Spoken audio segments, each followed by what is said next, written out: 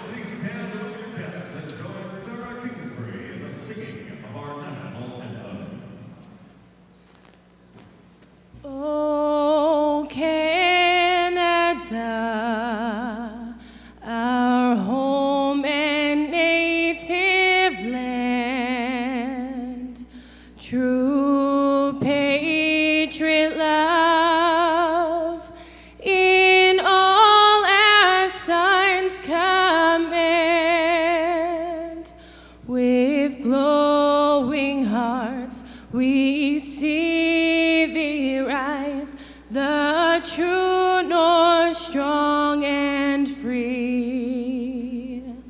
From far and wide, O Canada, we stand on guard for thee. God, keep our land glorious and free. O Canada, we stand on guard for thee.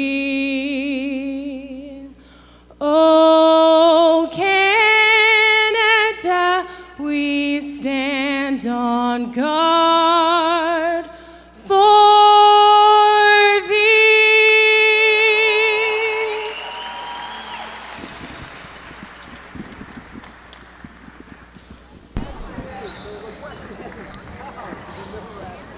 Good afternoon, everyone. The series was built to be close, but last night's Hurricane shellacking of the Mill Rats 130-86 proved that anything is possible, and definitely the Mill Rats think that they can do what's good for the goose is good for the gander, turn things around, and have this series tied at 1 after their 2-game set here in Halifax.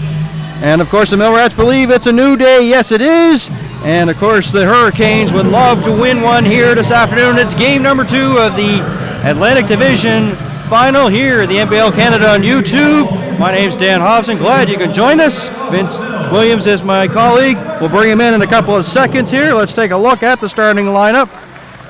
Change last night for the Mill Rats compared to this afternoon. Gabe Freeman has served his 2-game suspension back in the starting lineup, as well as another change. Olu Famutimi, the former Rainman, as well as the Island Storm in. Doug Herring Jr., Anthony Anderson, and Anthony Stover wrap up the starting 5 for the Mill Rats. For the Hurricanes, no changes. Joel Friesen, Cliff Clinkscales, Bernardo Dixon makes his second start. Kyle Hunt, who didn't start last night, is on the bench in a reserve role. Shane Gibson and Billy Wright round up the starting 5. And the officials here are Al King, Brent Stocker, and Ryan Lutz.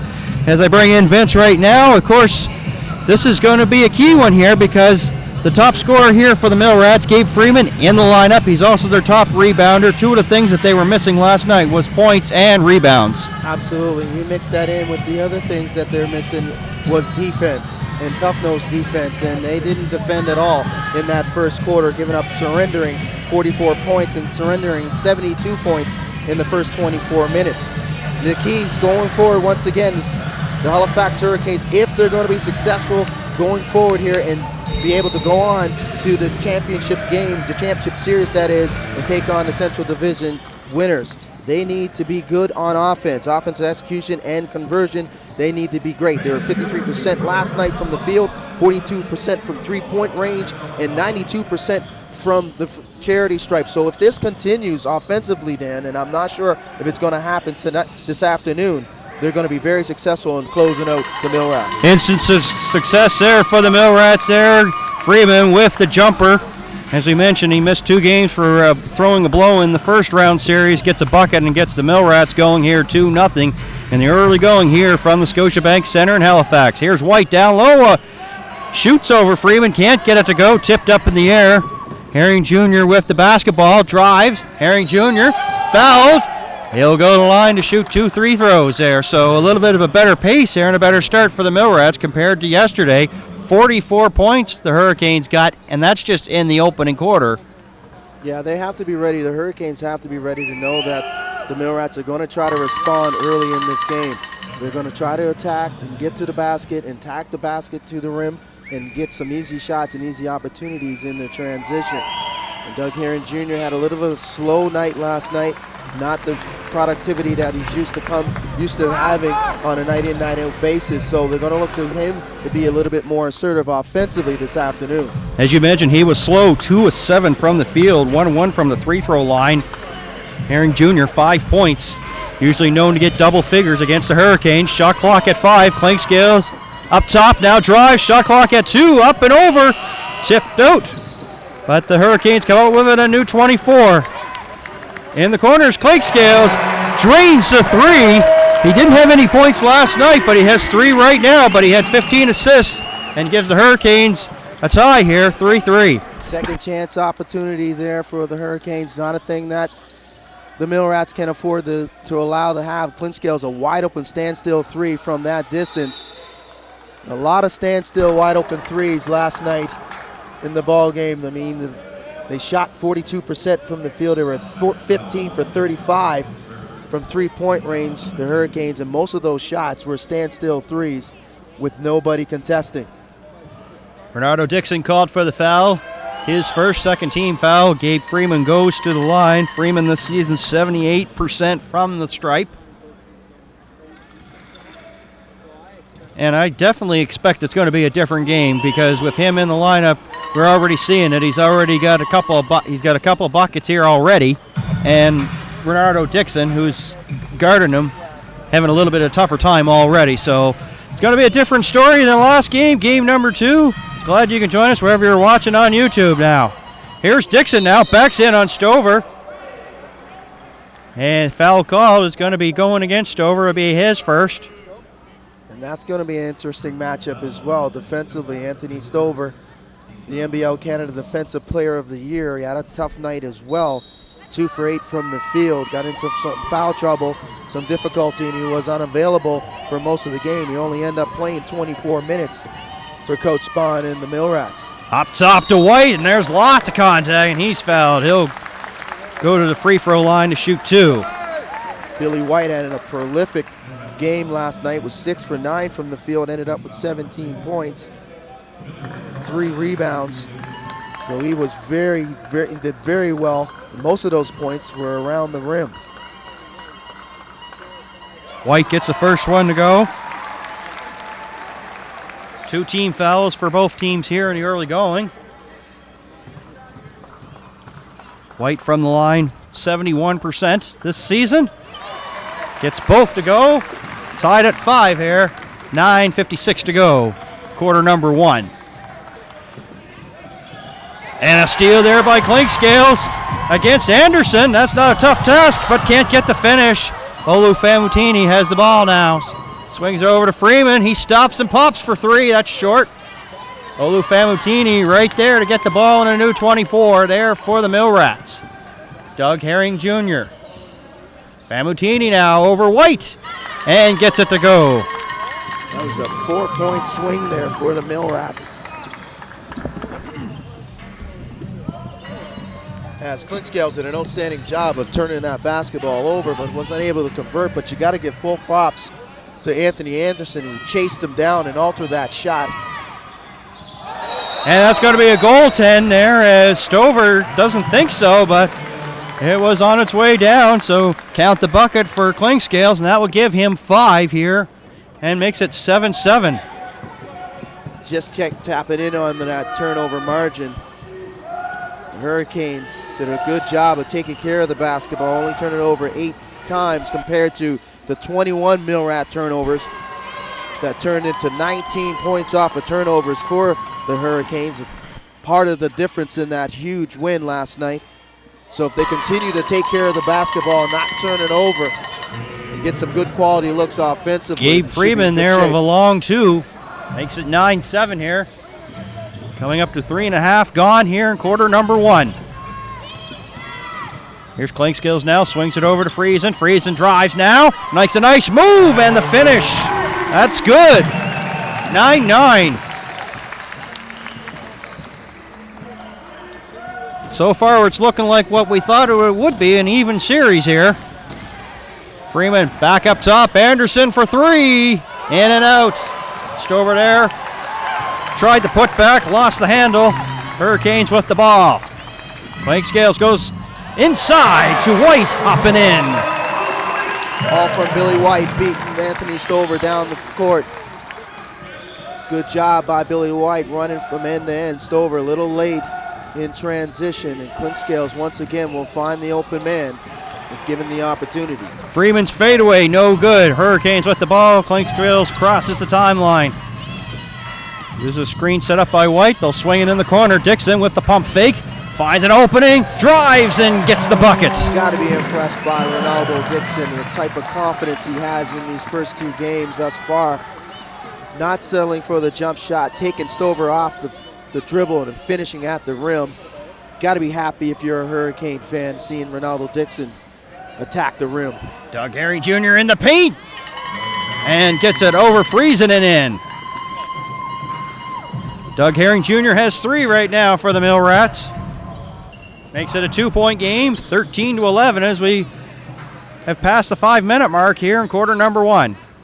Gibson now, long 3, in and out. Stover with the rebound. Swings it to Herring Jr., lead pass to Olufamutini.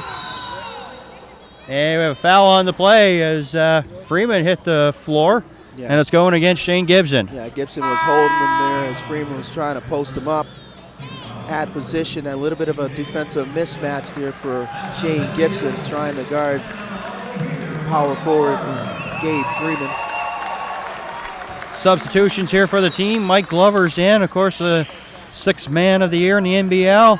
And Keith Gaydon, who was the high scorer for the Mill Rats yesterday in their loss, 18 points. But he's had some strong games against the Hurricanes. He's out on the floor now. 5.5 gone in quarter number 1. Clinkscales up top, watched by Anderson. Gibson now. Pops, gets it. Tough defensive matchup from Famutini to try to chase around Shane Gibson, coming off several screens. Gibson doing a good job of putting it on the floor and creating his own shot off the bounce. First points of the game there for Gibson now. Coming up to the halfway point, spin move by Freeman. That's short. Glover just off the bench, gets a rebound here. Led the Hurricanes in that category. Stop and pop there by Gibson, doesn't go. Glover sends it up top and a new 24. Lead pass inside to Gibson, up and in. And Spawn calls timeout. You cannot fall asleep playing defense, especially with Clint Scales is out on the court. The guy can pretty much complete any pass from any spot on the floor, and that was a beautiful backdoor cut by Shane Gibson and converting off of that alley-oop. All right, timeout on the floor. Hurricanes with their largest lead this afternoon. 2-possession game, 17-11. We want to remind folks that, of course, if you're out in the Twitter world, use the hashtag Hurricane Force as well as hashtag NBLC Playoff. And you could, of course, tweet your comments on the Halifax Hurricanes Twitter feed, which is at HFX Hurricane. So just a couple reminders, if you're going to be in the world of Twitter and you have your access to that, by all means type and let us know where you're watching, who you're hoping for, and all that stuff here is the NBL playoffs here on NBL Canada YouTube. Good start here for the Hurricanes. 17-11, 6-point lead. And right now, leading scorer, Clinkscales with 5. Yeah, Clinkscales doing an outstanding job distributing the basketball, attacking the rim and finishing around the rim. But I like the defense. I like how the Mill Rats have responded thus far. Right now, they came out with some sense of urgency and some energy that they didn't have in game 1. And we pointed out that having a guy like Gabe Freeman, your leading scorer offensively and your leading rebounder, that plays a key role in the psyche and the mindset of a team, in the mental game, an aspect of knowing if you're going out there with your full complement of players and you're able to battle tooth and nail with the other team as you come into this series being very successful, winning 6 out of the 11 games. So there's no doubt that the Mill Rats believe that they can steal game number 2 here and head back to Harbor Station for game number 3, where they'll have 2 home games and a possibility to take a stranglehold on this series. Right now, the Mill Rats 4-10 from the field. Here's Herring Jr. up top. We'll swing it in the wing to Anderson. Gaydon one-on-one against Glover in the paint. In and out. Second chance opportunity. Gabe Freeman puts it in. See, he's coming up dividends right there. Gabe Freeman, it's the thing that they didn't have. A lot of second chance opportunities in the offensive rebound realm, getting those putbacks and making them count. They didn't have that last night, and they have it early here in this first quarter. Friesen there, couldn't get that one to fall. Herring Jr. now have a chance to bring it down to a 2-point game. Inside to Gaydon, he's fouled there, and he'll go to the line. There's a nice pick and roll there. High screen as Doug Herring Jr. was able to garner some space off of that screen, break down the defense. Take a look here as he uses Gabe Freeman to his advantage. Nobody coming as Mike Glover had no choice but to reach in. And a nice play created off of that pick and roll. We talked about that. Pick and recovery is going to be part of the defense that the Hurricanes need to continue to improve on. Didn't see a lot of the pick and roll game last night out of the Mill Rats, so expect to see it a little bit more this afternoon. Gaden at the line, 59% during the season here. Gets the first one to go. 4:58 to go. Can't get that one. 3-point game, 17-14. Clinkscales, Friesen, Glover, as well as Gibson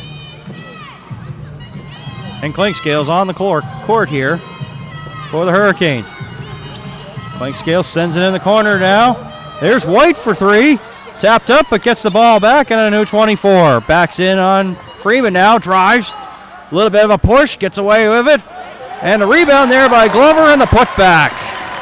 Good position there by Gaden, but Mike Glover, once again, you got to make sure that you completely block out him as he continues to be a force offensively on the glass. You talk about being a force. 3 rebounds and 2 points there for Mike Glover. Make it 4 now.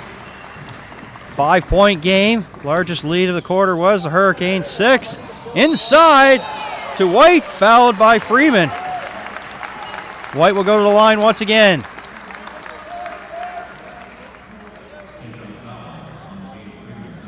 And for Freeman, that's his first. 13 foul there for the Mill Rats. White's gone to the line a couple of times already, 2 of 2 of this game. Hurricanes shooting 50% from the field, 7 of 14, as White gets the first one to go.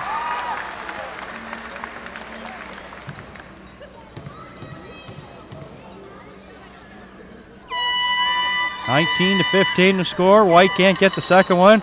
And a loose ball foul, and it's going to be going against Joel Friesen. And for Friesen, that will be his second. And the Hurricanes' 15th foul. Ricky Volsey enters the game here for the Mill Rats, as well as Justin Johnson. Of course, Justin Johnson, as Vince mentioned, had a terrific game last night. 22 points, 8 of 13 from the field. He does love playing the Mill Rats. He had a season-high 31 on March 24th against these Mill Rats. Here's Volsey now, the Quebec native. Swings up top. Pass too hot to handle for Doug Herring Jr. Hurricanes have numbers the other way. Gibson. Clinkscales inside to White. Back up top to Clinkscales. Was going to think about stopping and popping. Changes his mind and resets the play. There's White now, driving in the paint. Makes a nice move. And a foul with the shot clock down to 8. Al King with the call, and it's going against Keith Gaden, the foul, and that will be Gaden's first and the 4th for the Mill Rats. So it's going to be interesting right now, Dan, as the Hurricanes deciding to go to the 3 guards in Justin Johnson's, Clinkscales, and Gibson. Last night they generated a lot of offense off their defense, turning the basketball over, getting into transition, and getting some easy looks by the way of layups and 3-point opportunities on the wing. So the Mill Rats definitely need to be aware that this particular lineup creates a lot of offense off of their defense. Gaden called for his second foul there. Team fouls are 5 with 3:23 to go. Gibson has been able to do the catch and shoot so far here, so the Mill Rats have defended that very well. Clinkscales, pump fake. And 3 in the key violation against the Hurricanes, and a turnover to be Mill Rat basketball. Yeah, the battle ensuing underneath the basket as Keith Gaden is not allowing Mike Glover his sweet spot underneath the rim as they continue to battle tooth and nail. Smith in the gang, hands it off. Volsey fouled. He'll shoot 2 free throws. Nice pass there by Chris Smith. Inside to Volsey. Volsey, of course, usually a starter, was a substitute here for this one. 75% from the line. 70 of 93. The Quebec native.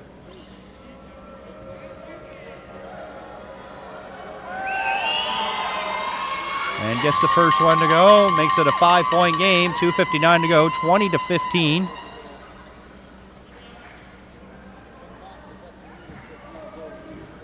So on the court for the Mill Rats, Smith, Anderson, Herring Jr., Volsey, and Gaydon. Volsey gets both to go, and Johnny Mahane and Garius Holloman coming in here for Doug Herring Jr. as well as Gaydon. Of course, Gaydon has 2 fouls. We'll see what Rob Spahn does there in the second quarter when that comes up, which we're only 2:54 away. Hurricanes with a 4-point lead, 20-16.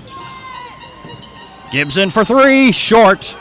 Glover with the board, and they'll bring it out. And a new 24, Gibson for 3, yes. If first you don't succeed, try and try again. That second chance opportunity.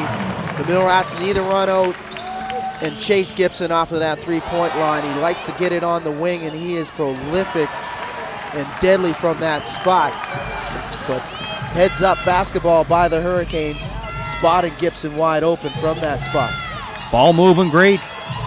Johnson now back up top. Clink Skills for 3. Can't hit. Volsey with the board. Largest lead for the Hurricanes, 7, 23-16. Mahane out to Anderson now. Here's Smith now. Drives in the paint, makes a nice move, but can't get the finish. And the Hurricanes use their size to come up with the ball with less than 2 to go. Clink Scales now in the paint. Sees a lane off the glass and in. There's the difference of the decision making. Great decision by Smith to take Glover off the dribble. Was unable to convert on the other end. But then Clint Scales coming back the other end and taking the bigger man off the dribble and finishing at the rim. Clink Scales gives him 7. Foul on the play. Going against Billy White. It's the 7th team foul for the Hurricanes, so they're in the penalty. Anderson will go to the line. 77%. The Massachusetts native.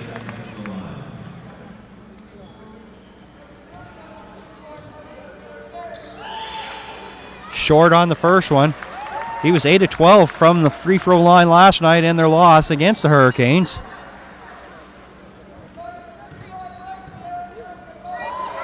And a good sign here as he missed both, but I was just about to say that Kyle Hunt, who was having flu-like symptoms, was getting ready to come into the game on the next whistle, and you talked about how ill he was and yesterday on the top of the broadcast. So it's good to see him back here and in the lineup. Might not have been a starting role as Glover has a chance to go with the finish. Takes a hard foul, but he'll go to the line, shoot 2 free throws. I like that decision by the Hurricanes, continuing to get the ball inside and pound the ball inside to Mike Glover as he was able to work his way around the painted area on Anthony Stover. So Stover picking up 2. Not afraid to attack Anthony Stover. Stover, a good shot blocker, a rim protector, one of the amongst the league's best, garnered the Defensive Player of the Year. So the Hurricanes are sticking to the game plan. They don't deviate from the game plan. That's one of the things that we have seen all season long, that they come out with a particular game plan put down by Coach Lopez, and they try to execute that particular offensive game plan to perfection. So you gotta like the tempo and the pace right now by the Hurricanes as they continue to get the ball inside, and when they have the opportunities on the outside, they're getting those shots. They're just not falling like they did last night, but they are getting some wide open looks. Gabe Freeman returns. As we mentioned, Kyle Hunt coming in. Mill Rats 5 of 16 from the field here in the opening quarter so far. Here's Smith now. Back up top. Freeman for 3. Can't hit. The struggles from the field continue for the Mill Rats here at the Scotiabank Center. Yeah, Less than a minute to go. Absolutely, Dan. They've had a abysmal like last night shooting the shot from 3-point range, only knocking down 2, shooting 15%. And you can't win basketball games if you're at this day and age and how the game has evolved with the 3-point shot. You can't shoot at 15% and be successful. Hayne up and over Hunt, but can't get the finish. Blocked there by Hunt. And Finnerman comes up with the basketball. 7-second difference between game clock and shot clock here. If that defensive play doesn't give an indication that Kyle Hunt's okay, I don't know what does. Hunt there looking for a loose ball, but doesn't come up with it. Millrats have the ball. Shot clock shut off. Mahane now with the handoff to Anderson. Anderson now drives in the paint. Back out top to Smith. Gonna have to put it up as they're running out of time, and it hits the glass and no good. And the largest lead right now, 11 points there for the Hurricanes. They had 7 at one time, but this is their largest lead, 27-16 after 12 minutes. And their high man is Clink Scales as well as Gibson, 7 points, and 8 for Gabe Freeman. So Freeman already looking that it's making it almost like a difference so far compared to last night's game. Oh, absolutely. Been coming out on fire and looking to be very aggressive offensively, attacking the basket, getting to the basket, getting to the free throw line, and creating a lot of offense in that particular way. So if there's anything that they can take away as a positive after 12 minutes for the Millrats, that offensively they didn't shoot it. They had 18 points after 12 minutes compared to the 16, but they didn't give up the 44 in the first quarter, only surrendering 27 points. Yeah, the Hurricanes only shot 47% there in the first quarter compared to like the 60 yesterday. So that makes quite a difference too. So absolutely, I'd say that they're defending a little bit better than yesterday. They're definitely paying attention to detail and making sure that they know where their immediate threats come when it comes to shooting from distance. They're closing out a little bit better. They're not giving up a lot of second chance opportunities, even though they are behind in that category 10-6, as the Hurricanes are leading in that particular category. And the points off of turnovers. They're taking care of the basketball thus far. They're not turning it over as they did a lot in that first quarter, where they only turned it over 3 compared to the Halifax 2. So they're doing the right things right now, trying to keep it close on the road. Not turning the basketball over, getting good quality shots on the offensive end, and getting back to transition and not allowing those easy leakouts and runouts and opportunities in the transition. So if they continue to do that, try to hang around in the third or fourth quarter, then they may be in place to put themselves in a good position to steal one. But on the other side, the Hurricanes are doing a good job of the ball movement, continuing with the ball movement, knocking down shots, not knocking down the same rate of shots as they did in game number 1, but they're doing the things that they need to do. They're doing a good, consistent job of closing out and contesting shots defensively and getting a lot of one-and-dones. Johnson, Binnerman, Hunt, Gibson, and White on the court here for the Hurricanes. Millrats, Smith, Herring Jr., Mahane, Freeman, and Volsey. And an early whistle here of 11 ticks gone off the clock here. It's going to stay with the Hurricanes. Shot clock at 14. Kicked ball. Here's Bowdry now. We'll swing it near side here to Bennerman. To White. Shot clock at 7 now. Bennerman goes far side over to Johnson now. The shot clock at 4. He's going to have to put it up soon. Johnson runs out of time. And a shot clock violation, and that's something we didn't see last night in game number 1. Too many shot clock violations. That's only the first one here for the Hurricanes this afternoon. Yeah, great individual defense displayed there by Smith as he was able to force Justin Johnson in that shot clock violation, and that's a hard thing to do. Justin Johnson, a pretty good ball handler and a good shooter from distance. So good start in this second quarter, for the Millrats. Mahane with the fake, guarded by Bowdry. Going to be called for going out of bounds. He lost the handle there and then stepped on the end line, so it's going to be Hurricanes basketball. 43 seconds gone here in the second quarter. So after they get a good defensive stop, they have a probably very uncooperative or unreally wanted possession there that time. Oh yeah, you need to execute. When you force a turnover, you need to execute on the other end. Inside to Hunt. Makes a nice move to get away by Volsey, and then of course it was blocked there by Freeman. The foul probably came before the shot. Outstanding spin move, and getting it's out going of against Freeman. Yeah, that's a big foul, Danny. His second foul, as you can see in the replay. Nice spin move on Volsey. Drawing the contact there. Looked like there wasn't a lot of contact as Gabe Freeman went straight up. It looked like Cal Hunt might have been bailed out by the official on the baseline. According to that replay, it definitely looked like Gabe Freeman got all ball there, but Kyle Hunt would go to the line to shoot two. He's strong on the first one there, Vince. It's good to see Kyle Hunt back in the action. It doesn't look like he's showing any wares of that flu-like symptoms. I mean, according to the general manager, Andre Levinston, and I spoke to him yesterday before yesterday's ball game, Kyle Hunt looked good in the shoot-around, but directly after the shoot-around, he collapsed, so they had to take him into the hospital. Doug Herring Jr. in and out. Hurricanes have the ball. Here's Johnson now. They'll swing it to Benderman. He fakes, drives inside. Fadeaway shot doesn't go. It's tipped out of bounds.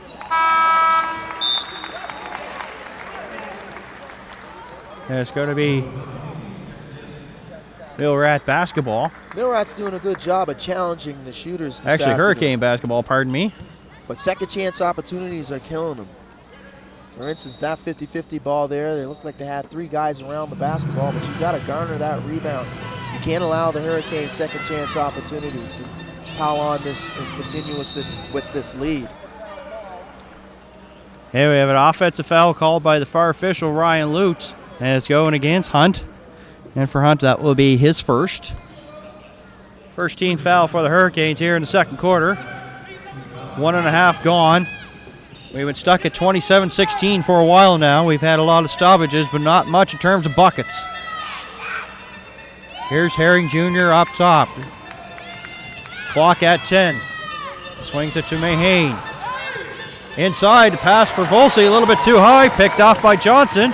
Johnson swings it inside to Boundary. Lots of contact by Mahane. And Boundary will go to shoot 2 free throws. Outstanding decision in transition by Justin Johnson, drawing the defense. As he splits the defense and Boundary running the floor, and that's a huge foul, physical foul on Johnny Mahane. As Boundary will go to the line, he had a good night last night, Danny, shooting from the field coming off the bench. Brandon Boundary was 5 for 13, ended up with 14 points and 9 rebounds. So quality minutes from the reserves last night for the Hurricanes. And follow up on your thing, 4 or 5 beyond the arc there. So he did really well from downtown. He's at the line right now. 79% in the regular season. 79% in the season here for Boundary, but can't get that one to hit there. Picked off. Here's Boundary now. Loses a handle. And he's going to have nightmares over that one. And to follow things up, he's going to be called for a foul on the push there. And for Boundary, it'll be his first, and that's a second team foul for the Hurricanes. Wow, that dribble, though, dodged a bullet. He dodged a bullet with an offensive foul because it looked like the defense was set there, and he lost the handle, was unable to convert. But Loisel ended up picking up that personal foul as he reached in. Things starting to get a little sloppy here. We've gone about 2 minutes and 16 seconds. 2 minutes and 16 seconds here in the quarter without a bucket. Yeah, we've been stuck at 27-16 for a while. Yeah, both teams struggling, not handling the basketball, as they did a good job in the first quarter with only 5 total turnovers. 3 by the Millrats and 2 by the Hurricanes. But Herring Jr. called for the elbow there on Loisel. And this is a little bit of a story right now. 4 team fouls here for the Millrats, and still a long way to go. And the way things go now, they'll be in bonus pretty early here. It looks like we got a technical foul going against Doug Herring Jr., so that doesn't help things. That will put it up to 5 team fouls there. Yeah, you can't lose your head. You definitely can't lose your head on the road. It's his second.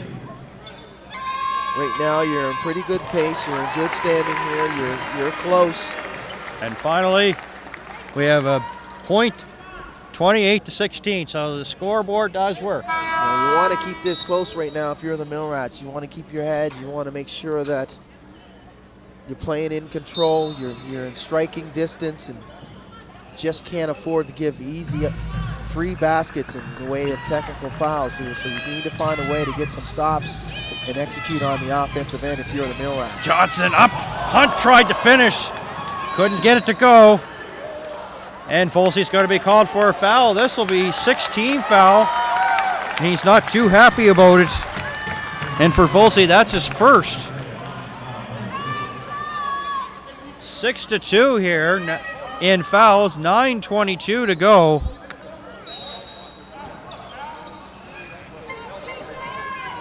There's Loisel in the corner to Johnson. Just taking a quick look at that replay, it definitely looked like Ricky Volsey might have grabbed the shoulder of Kyle Hunt as Hunt was unable to convert that alley-oop, but he tried to get the rebound and Volsey pulled him from behind. Hurricanes ball player stepped out of bounds. That's why Millrats had the ball. Here's Famutini, well short. Shot clock at 10. Here's Mahane from downtown. That's short, and Hunt with the board. And that's a shot that One and done there for the Millrats. You got to knock down that shot. Johnny Mahane, you got to knock down that shot. He's going to get those opportunities. He threw one that didn't hit the clock as Johnson finds a lane and lays it up. 30-16. See, that drive is wide open, Dan, because the rim protection's not there. Right now, the Millrats really don't have a guy on the floor that can really alter shots and block shots in the paint. Ricky Volsey's their biggest player on the floor. Right now, they decide to go to small ball, that is the Millrats, and it looks like 4 guards around Ricky Volsey. So when you have that particular defensive situation, if you're the Hurricanes, you want to continue to attack and get to the rim. With great ball handlers such as Justin Johnson on the floor, able to break down his individual defender, it should be an easy thing to do. Foul against Brandon Bowdry was his first here, third team foul. That will send Chris Smith, a 79% three-throw shooter, to the line, but he missed both there. It's been like more than 3.5 minutes since the Millrats have scored their last bucket, 30-16. Haven't got anything so far in this quarter. Johnson inside to Hunt, back up top to Johnson once again. Finds a lane, a little bit of contact, puts a shot up, but foul came first, so he will probably be inbound ball here. Not sure why it came first, because it looked like it was continuation. Justin Johnson be 2 shots. It's a 17 foul. Sorry. He definitely has a case here, Dan. If you take a look at the replay, Justin Johnson definitely looked like he was in the act of shooting. He's trying to plead his case there, but nevertheless, he'll go to the line to shoot 2, as you mentioned. But the Millrats might have dodged the bullets there. But bonus the rest of the way, 8:18 left here in the quarter as Johnson gets the first one to go. You got a long way to go, and if you're the Hurricanes, you got to continue to be very aggressive and attack the rim, knowing that every opportunity when you're fouled, you're going to the line and shooting 2. 32-16, largest lead here for the Hurricanes here. They'll swing it in the corner, intended for Famutini.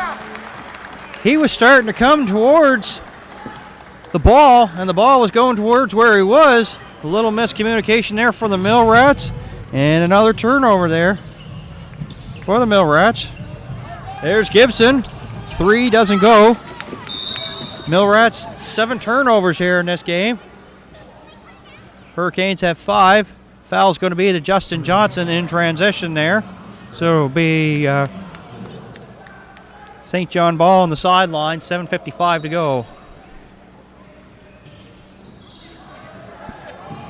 Gaydon on the court once again to Famutini. The former Arkansas player stops and pops and gets a bucket there. Yeah, nice pull-up, nice mid-range jumper there by Famutini. Smith, Anderson, Mahane, Gaydon, and Famutini on the court here for the Millrats. Bowdry, Johnson, Loisel, Hunt, and Gibson. Hunt with the ball now. Shot clock at 10, drives in the paint, backs in on Gaydon. Tried to do the left-hand layup, didn't go. Millrats with the ball. Anderson with speed. Up top to Smith. Inside. And Famutini can't finish there, but following up is Mahane with a nice reverse layup and in. Not a good outlet pass there by Loisel. Loisel did an outstanding job of rotating over and blocking that shot, pinning it up against the backboard. But heads up basketball there by Johnny Mahane and converting on the other end. So an opportunity, missed opportunity there for the Hurricanes. Johnson there, can't hit. And Hunt there wins the ball battle. As Vince calls him the 50-50 ball. There's Loisel now, drives. Going to be an offensive foul and going the other way. As Loisel was a little bit out of control. Looked like Gaden might have been moving underneath the basket there, was able to pick up that charging call. But Loisel doing a good job of fighting between two defenders and coming up with the basketball. He's breaking through the basket, and that's probably a call in this type of situation when it comes to the playoffs that you might want to just let go and let the guys play, but tough call there on Kevin Loisel. 5.5 gone here in second quarter here. Gaden now with the jumper. That's an air ball. And Bowdry comes up with the ball. He'll swing it to Clinkscales, who will come across the timeline. 12-point game. Swings it over to Gibson. Hunt with the screen. Hunt now. Too strong off the glass. It's on the floor there. Side ball. 2 seconds away from the halfway point. Possession arrow in favor of Millrats. It's going to be their basketball as Dixon comes back in. And Doug Herring Jr. as well. Yeah, despite of the lack of offense by the Millrats, they're still within striking distance here. It's only a 12-point game. On the flip side, the Hurricanes. On the flip side, the Hurricanes are not lighting it up offensively either. Really only 5 points in this quarter. Herring Jr. drives in the paint. Can't get it to go. Bowdry with the board. They'll give him 3 so far in this one. Clinkscales up top. Inside, White, one-on-one against Famutini, too strong. Anderson with the weak side rebound. There's Famutini now for 3. Fouled, and he'll go to the line to knock down with the possibility of knocking down 3 free throws. So right now, the strategy of small ball by Coach Spahn and the Millrats, it's working a little bit in increments, It's working, but I mean, they're still trying to take advantage of the guard play and trying to get it in the open floor and get some easy opportunities. But with doing that, they're giving up a lot of size. And right now, as you see in that last possession down, Billy White not able to convert, but they're getting a lot of opportunities around the rim, the Hurricanes, that is just not converting. And that's what you have when you decide to go to a smaller lineup compared to a conventional lineup where you have a center and a power forward and 3 guards. That's what the Halifax Hurricanes are running with right now. So Coach Spahn trying to buy some time here as Gabe Freeman in a little bit of foul difficulty, Anthony Stover in a little bit of foul difficulty, and not having the productivity out of Anthony Anderson yet. Just trying to buy some time here, keep it close so they have an opportunity to fight in the third and fourth quarter. You talk about Anderson struggling. He's 0 for 4 from the field, 0 for 2 from downtown. 3 rebounds, but from the free throw line, 0 of 2 as well. That's not going to deter him from shooting, that's for sure. There will be a time where he will answer the bell. Anthony Anderson, MVP of this league, first teamer pretty much every season. So that's the thing that the Hurricanes are. We've seen him have really bad first half and then come out and all of a sudden, next thing you know, third quarter, 6 minutes gone. He's got 15. That's how he does it. Yeah, that's how it does sometimes. For both of these teams when it comes to their guard play. Justin Johnson may not be hot at one particular points of the game, but come crunch time, he's Mr. Reliable. Right now, Shane Gibson is not very hot as well. He's only 1 for 5 from distance compared to last night, where I think he was 5 for 7 in the first 24 minutes. So this is the reason why this game is relatively close. Hurricanes are getting the opportunities, Dan, to shoot shots from distance and from on the floor where there's not a lot of resistance, but they're just knocking down the shots that they were shooting at a very high rate last night compared to this afternoon. Speaking of not knocking down the shots, Olu Famutini has missed both so far.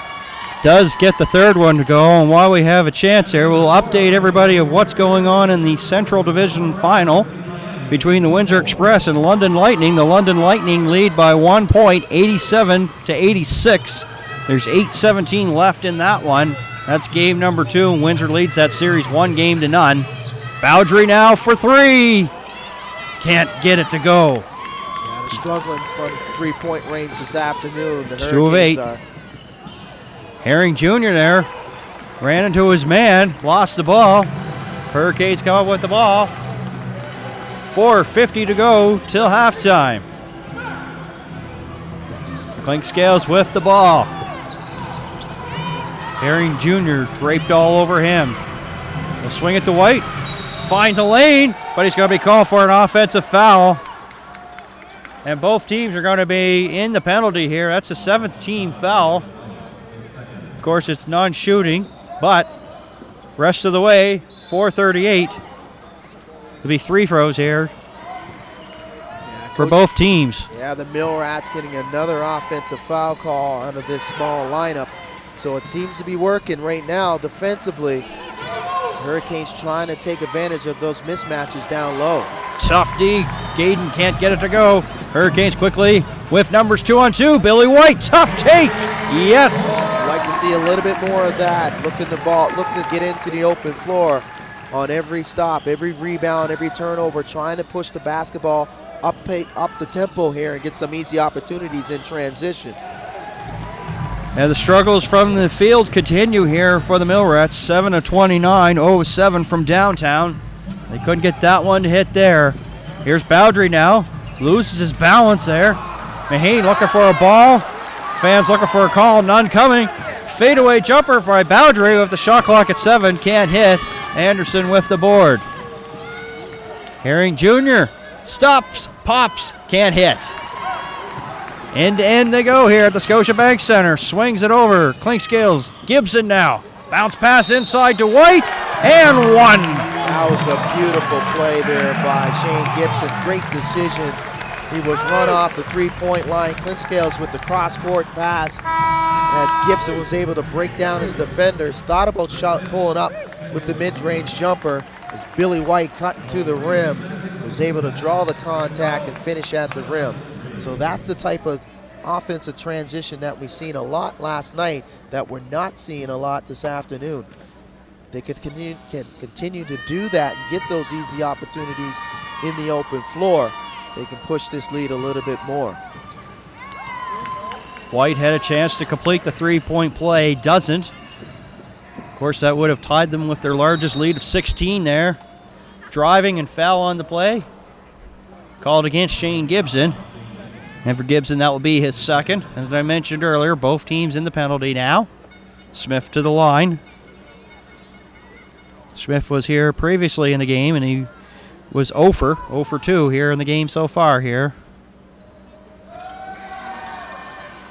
And short on that one. The free throws hurting them as well, Vince. 7 of 16. That's not going to get it done compared to the Hurricanes, 8 of 13. And the Hurricanes were 92% from the free throw line last night. And a foul there that's not making the crowd too happy. There's going to be a hit to the head there. When you struggle from the free throw line, you have a few different variables and combinations to winning and losing a basketball game, and particularly when you're a road team. You struggle from the free throw line as well as rebounding and the assist, the turnover ratio.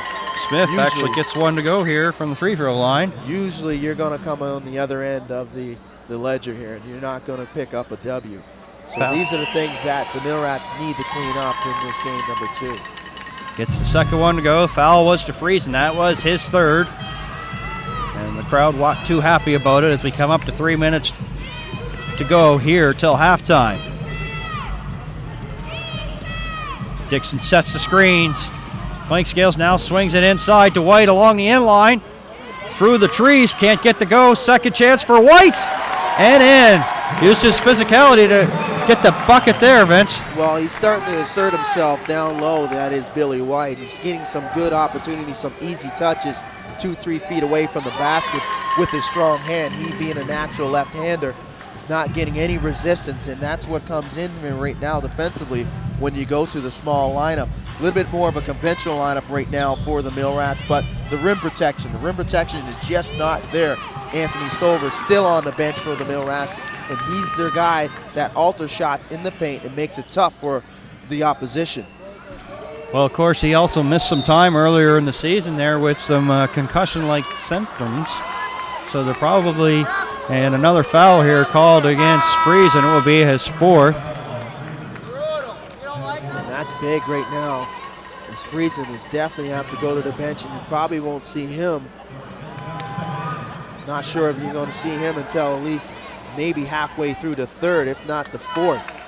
4 personals, and probably won't start the second half. 2 of 6 from the line here. Smith, he goes once again, makes it 3 of 7. Makes it a 12-point game, 38-26. So a lot of whistles this afternoon, Danny, as the pace is, at one point it was starting to quicken a little, but now it's getting a little bit more stagnant as the officials are calling it a lot more tighter than they did last night. It's a different crew, of course, as you know. Smith here. And now more physicality there. Gaden and White exchanging some things here. Yeah, Hugo Lopez is looking for an explanation as it looked like 10-point game. White and Gaden got tied up there after that free throw. Gibson for 3, can't hit. And if this is on Gabe Freedom, this is huge. And it looks like it's on Freeman. It is his 3rd.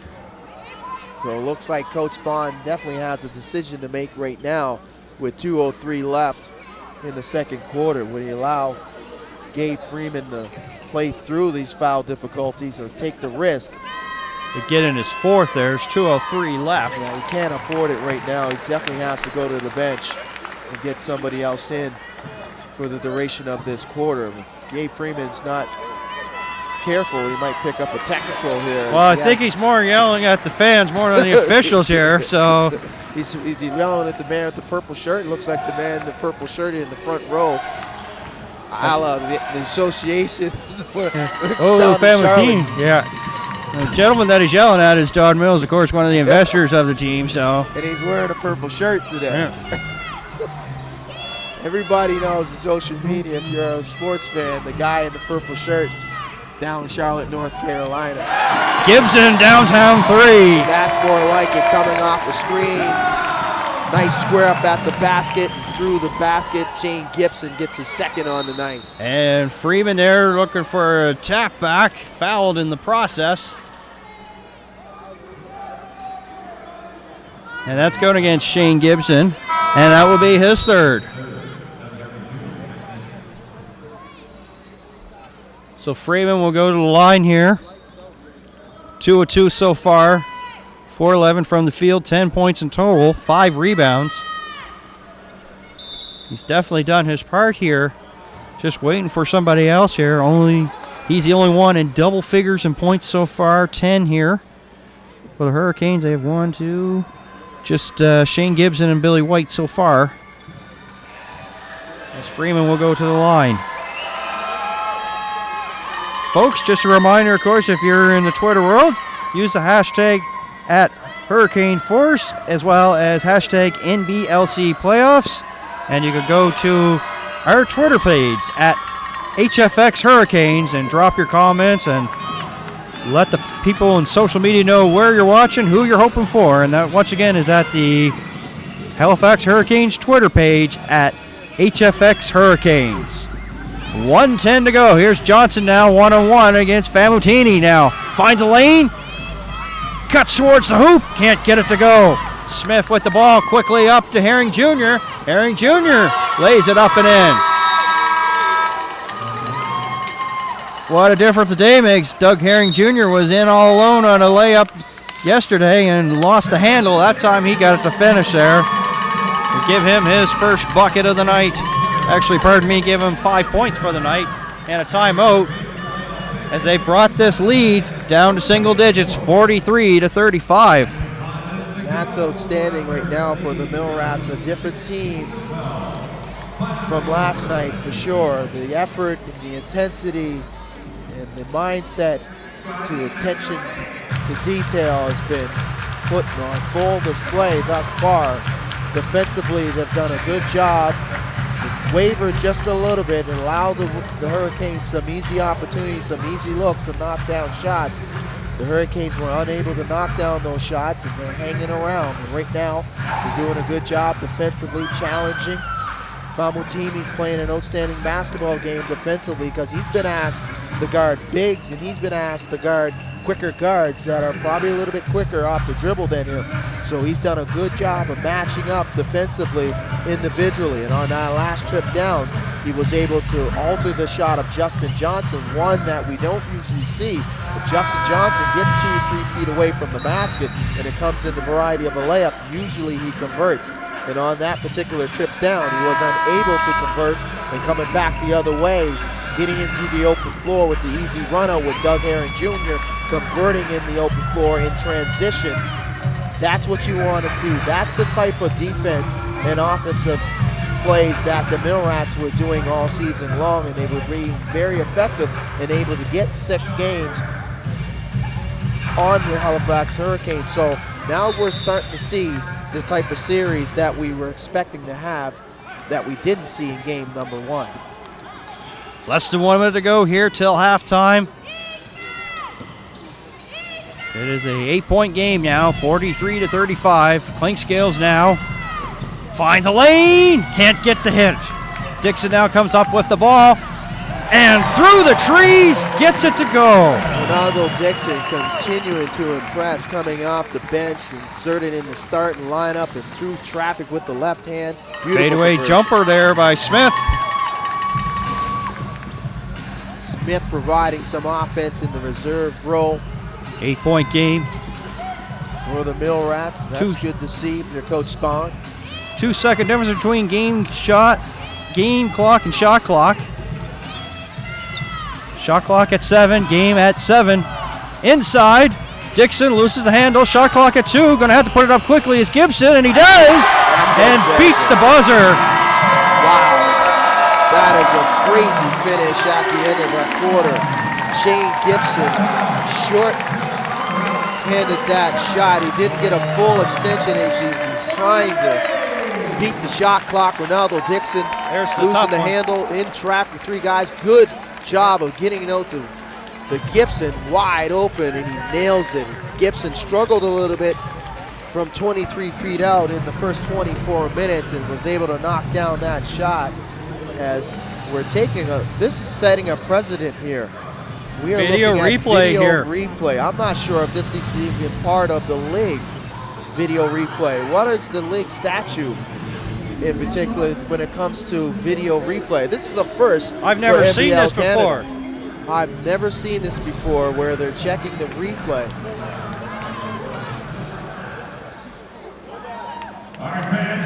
And it's not going to count. The basket isn't going to count. Now, if I'm Coach Lopez and the front office of the general manager, that is Andre Levinson of the Hurricanes, I'm wondering what is going on here. Is there a league rule when it comes to using television replay if there isn't television replay available at a game? Now that we have it, so what is the statute? If there is television replay, can we use it, and when can it be applied? Can it be applied on every call that's close that can be challenged? Or can it only be called on a shot that goes at the buzzer to beat the shot clock or beat the game clock? What is the ruling on this? So I'm very interested to see what would be the ruling, and I need to ask the question to somebody in the league and what the league ruling is, because I'm shocked right now as much as you are, Dan. I mean, are you not? Because I am. It's like I thought, man, you know, the TV color commentator, I thought Al King was just coming to take his headset. I didn't see anything behind it. I really thought it was irrelevant in regards to TV. Now, I may be wrong. I may be wrong, but I would definitely like to get an explanation on this ruling. And if I was, like I said, the Halifax Hurricanes, I'd be upset that that call, that shot is not allowed at the end of the quarter and the end of the half. So we have a 3 taking off the board here, so they brought the deficit down to 8, the Mill Rats do, and that's what they have right now at the half, is the Mill Rats down by 8, 45-37. And of course, we'll be coming back in about 14 minutes with quarter number 3 here of game number 2 of the Atlantic Division Final here, the NBL Canada, between the Halifax Hurricanes and the St. John Mill Rats, with the Hurricanes up 1-0. You are watching the NBL Canada here on YouTube.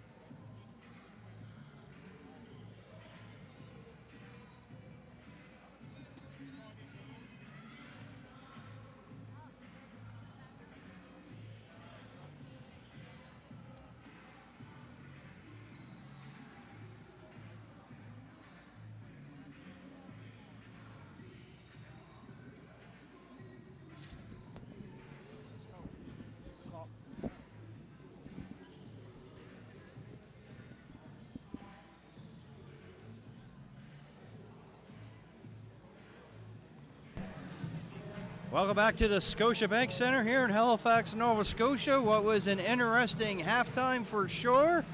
When we left you, the score was the Halifax Hurricanes with an 8-point lead, 45-37, and it was based on what a decision here. We're going to talk it over here with Vince here. The crew chief, Al King, came over and used the video replay of the television company in the building here, broadcasting the game here, looked at the play and seen that the play was no good. However, the officials have came back here from the halftime and have put the 3 points back up on the board, so the score right now is 11-point game. Hurricanes lead 48-37. Which is the right call because there is no instant replay, there's no video replay review in this league. So if the call on the floor was made, the judgment call on the floor was made, it was a good basket, then it's a good basket. And that's what happened. On that play, it was called a good basket from three-point range by Shane Gibson to beat the shot clock, to beat the game clock. What happened was the officials got together, there was some indecision, but they came over and they took a look on the television replay, which is not allowed because there is no rule in the NBL Canada saying that the officials can go to instant replay, television replay, because you're going to set a precedent here. If you don't have it and it goes against you later down the road in a game, and then you're going to protest on the other side. So the Millrats do have a valid reason to be upset. According to the replay, it looked like the shot was no good. They didn't beat the shot clock. Okay. Now on the other end, if this game gets a little bit closer, you could have some situations where there is going to be an opportunity where. So, just one moment here. We have Commissioner Dave Magley here. He's having a conversation with Vince here. And now we're getting ruling from the commissioner who's actually courtside and attending the game this afternoon. The commissioner overruled that play, Dan, because we don't have instant replay in it. So Commissioner David Magley overruled that last shot by Shane Gibson. So the shot does count for the Halifax Hurricanes. Okay, so what was an entertaining halftime? Once again, as I mentioned, now that was probably more entertaining than some of the game here. Absolutely, because we have a lot of whistles in this game, a lot of stoppage of the play. Famutini with the tough take, but it doesn't go, no good. Quickly out the other way, Justin Johnson to White and in. And that's the pace and that's the response coming out of the halftime break the Hurricanes need. A little bit more of that, pushing the basketball and looking to get some easy opportunities in the transition game. So that will give White 13 points here. And Doug Herring Jr. with a second chance opportunity and in. Here's Just Johnson now in the paint. Over to Gibson, catch and shoot for three, yes! Yeah, he's got fire right now. That shot at the buzzer is pretty much the positive thing to his psyche. And they can't allow Shane Gibson to get going here. These are tense times right now for the Millrats. They need to get a stop, and the turnover right here is not good in helping. Lay up there, clink scales. Yeah. And it's getting away back to its largest lead, which was 16, 55-39. And I don't know if we want to literally discuss this video replay thing or we're just going to let it drop. It's up to you. Well, I mean, it is what it is, and we said it, and I told you at the end of that, the second quarter, that shot should be good, and there should be an explanation on why the officials are using video replay if there isn't a rule. Well, I was just going to say that this series is going to go to St. John, New Brunswick. Harbor Station may not have TV may not have TV there to cover the game. There is no TV there at Harbor Station. They have live stream, and that's it. That's it. There was trying to get a deal in the mix to have Harbor Station with TV, being Rogers TV was supposed to, or trying to get Rogers TV, not supposed to, excuse me, trying to work a deal out where Rogers TV was to televise Game 3 and 4 for the folks in New Brunswick, as well as the feed bringing back here in Nova Scotia. But the deal fell through because of other commitments by Rogers TV in New Brunswick. So there is no TV, there is no television for games 3 and 4. So therefore the possibility, if there was no TV, official couldn't come over and check. But at the end of the day, Danny, the explanation to it all, there is no video replay for this league. So it doesn't matter if you had it in the other team's building for the playoffs, you can't rewrite the mandate. You can't rewrite the constitution of the rules. That's the thing. You cannot rewrite the constitution of the rules because of a particular play, because every team will ask for that video replay on every single call and what calls need to be challenged. So it's something that they need to talk about in the offseason when they have their general manager meetings and their league meetings. They need to do it then to discuss what the interpretation would be for each game. Plays back underway here. So 16-point game, 55-39. Doug Herring Jr. swings it to Anthony Anderson there. Herring Jr. once again. Famutini with the jump shot in the lane there. Nice shot there. Good ball movement coming out of that timeout. That's exactly what you want. Coach Bong was forced to call a timeout as the Hurricanes went on a little bit of a run there and starting to heat up and knock down shots and get opportunities in the transition. So a good timeout and a good play coming out of that timeout by the Mill Rats. Here's White inside. Dixon, one-handed flush. 57-41. And for Dixon, gives him 6. And as you can see, Coach Bond went back to small ball again as Anthony Stover went back to the bench, and that rim protection just not there, and the Hurricanes doing a good job of sharing the basketball between the bigs, and an easy flush for Dixon. Anthony Anderson, who had acquired first quarter inside to Gaydon, but he doesn't get it off in time. Shot clock violation, Hurricanes basketball. Good rotation and help recovery defensively by the Hurricanes. Altering that shot was Billy White coming across the key and help situation. So good defensive play by the Canes. A pass a little bit too far, and Clay Scales goes back over half, so it's going to be a turnover, and Mill Rats basketball. 9:22 to go. Largest lead has been 16, and that's where we're at right now, 57-41. Game number 2 of the Atlantic Division Final here from the Scotiabank Center in Halifax, Nova Scotia. Vince Williams, Dan Hobson, as long as Sean producing, and the Silver Vision crew here. Glad you can be with us. Here's Gabe Freeman driving and fouled. He'll go to shoot 2 free throws. Good response there by Gabe Freeman, trying to convert that turnover by the Hurricanes. Continue to be very aggressive, Freeman is on the night. Freeman 4-4 from the line, make it 5 of 5. Struggling just a little bit from the field there, Danny, 4 for 11. The whole Mill Rat team 13 of 42, kind of. Oh yeah, absolutely. That's a big staring number right at your face there. Percentage-wise, but they've kept it close. That's the thing, and like the Hurricanes are not shooting the lights out as they did in Game 1, so that's a factor as well. Yeah, they're only 21 of 46 there. 15-point game.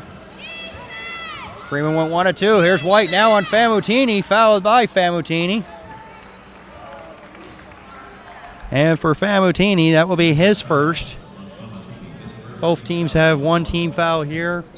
8:50 to go here in quarter number 3. Gibson now.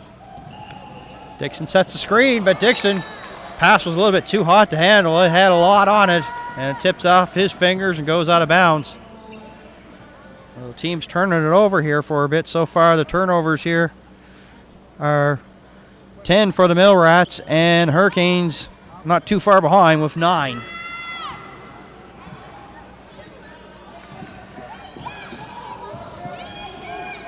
Anderson, Herring Jr., Freeman, Gaydon, and Famutini on the floor here for the Mill Rats. Coming up to 3.5 gone. Here's Anderson now. Anderson swings it out. Gaydon wide open for 3. Yes, wide open look, and he cashed it in. Yeah, foot on the line there, though. Danny knocking down a nice 2, but good penetration and kick out by Anthony Anderson. Gaydon chipping in with that jumper. So nice offensive set by the Mill Rats that last trip down. Gibson for 3, heating it up. Yeah, same spot on the floor, the right side on the floor. Shane Gibson loves that. That's a sweet spot. And he's 2 for 2 in his third quarter. 5-9 overall. There's Famutini. That three is short. And a nice move there by Gibson. Came up with the ball and with one hand started dribbling, and he caused the contact. So a great rebound and a great basketball IQ, Shane Gibson there. Yeah, outstanding decision there by Shane Gibson. Racing down and chasing down that 50-50 ball, that loose rebound. Those are the things, the little things that win basketball games and in particularly win championships. Gibson not only a good shooter, but he's a very good defender. Offensive foul here going to the Hurricanes. It's going against Renato Dixon. It will be his third. Second team foul here for the Hurricanes. 2 team fouls apiece here for the teams. 7:40 to go. Gaden just keeps it alive, but then lost the handle. Turnover, Hurricanes basketball. They quickly inbound. Clinkscale's over to Johnson. Yeah, they got to look to push the tempo here. And Johnson's shot doesn't go.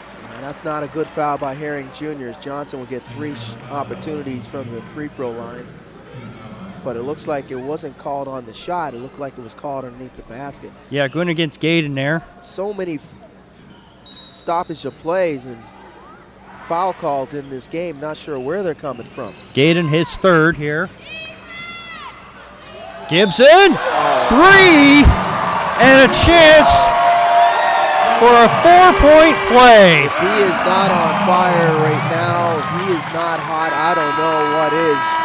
That is makes it 6 of 10 from downtown. Here it is. Coming off the double screen, and Anthony Anderson is beside himself right now, not wondering where that foul came from, but they've been calling it like this all game long. Well, they've been calling it very tight this afternoon. And what makes it also even more of a bitter pill to swallow, easy for me to say, is Gibson does complete the 3-point play.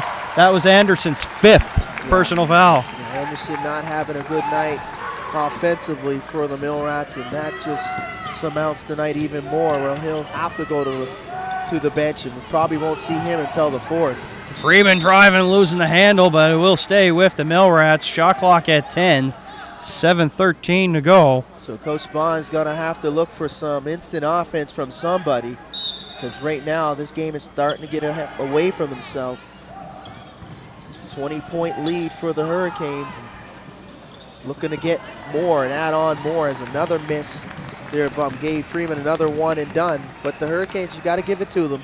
They're doing a good job of closing out, contesting shots, and they're rebounding. Clinkscales finds a lane, lays it up and in. And then converting on the other end. It's Clinkscales walking down the middle of the key and finishing with the left hand. 22-point deficit now. Largest lead of the game. Freeman now with the jumper. Yes. That's a good response there by Freeman. A little bit more of that. Now they're looking for a stop, but if I'm the Hurricanes, I continue to play your game. 15 points there for Gabe Freeman here. White tacks the rim, fouled. That opportunity all made possible because of Shane Gibson, the way he's been shooting. He had 3 defenders close out on him, and Gibson did a good job of splitting the defense and converting that pocket pass to Billy White, and White was able to walk down the middle of the key as well, draw the contact. Gabe Freeman with his 3rd personal there on White, and White drains the first free throw. So the Canes definitely looking to get Shane Gibson involved, as he was been able to knock down some threes coming 1 of 2 screens. Justin Johnson draws the contact. Can't win ball games, can't block out. Justin Johnson, one of the smallest men on the court, able to avoid being blocked out, comes up with the rebound, and that's just been the way things have been going in this 3rd quarter for the Mill Rats. Freeman with his 4th 16 foul. We're 21 seconds away from the halfway point of the 3rd quarter. So now the big man averaged 19.5 points per game on the bench. Anthony Anderson on the bench with foul difficulty as Johnson drains the first one. This is time for the Mill Rats bench to come up there, and the points off the bench. The Mill Rats are not doing too bad. 14 points versus the Hurricanes with 9. Well, what looked like a momentum shift and a builder for the Mill Rats with that 3-point shot by Shane Gibson at the end of the second quarter being nullified until the start of the third, where it was overturned by the commissioner. It's just been downhill for the Mill Rats ever since. The momentum has been totally on the side of the Hurricanes. Pass intended for Glover.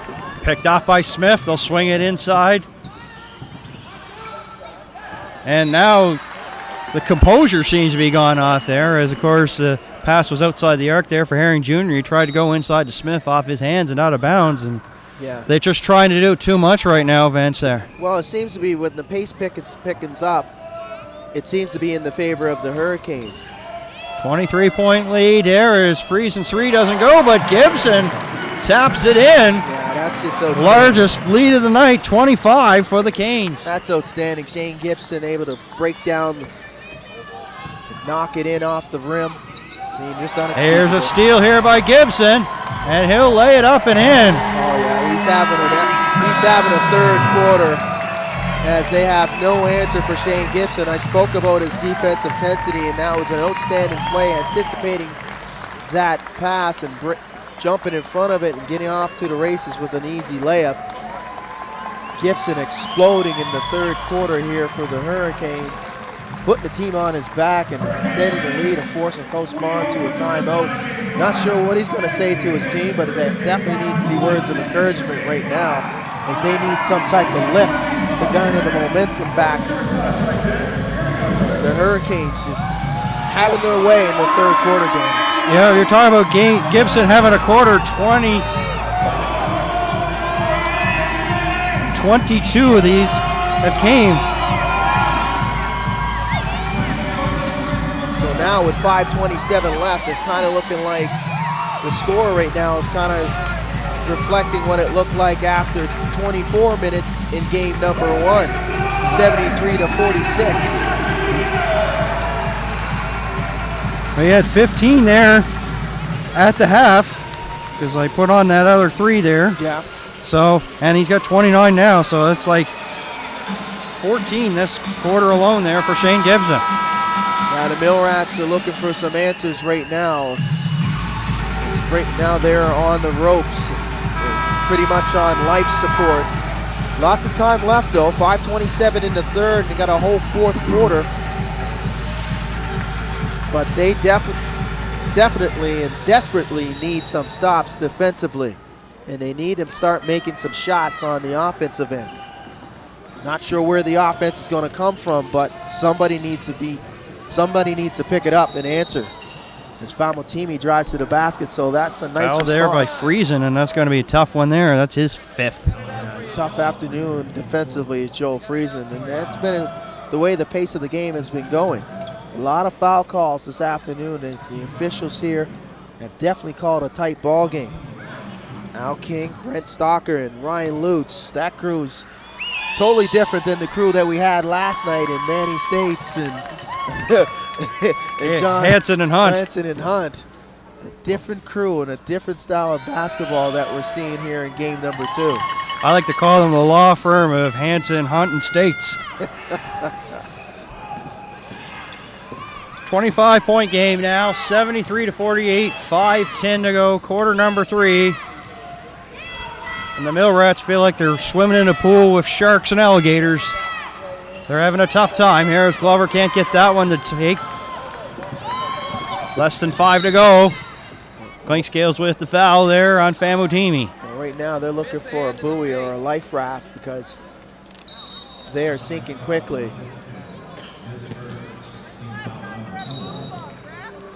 Clinkscales with his first this afternoon. Famotini up top. Inside to Smith, guarded by Clinkscales. Up and over. And Volsey come in with the finish there with the tap back. And that's a good response right there.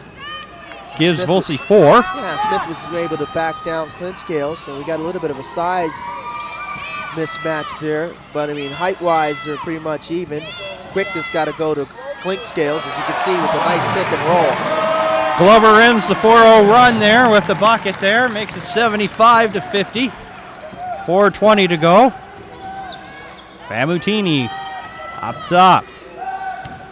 Guarded by Friesen. He's got 5 fouls on him. They'll swing it in the middle to Smith. Pass picked off there by Clinkscales, and Volsey fouls him.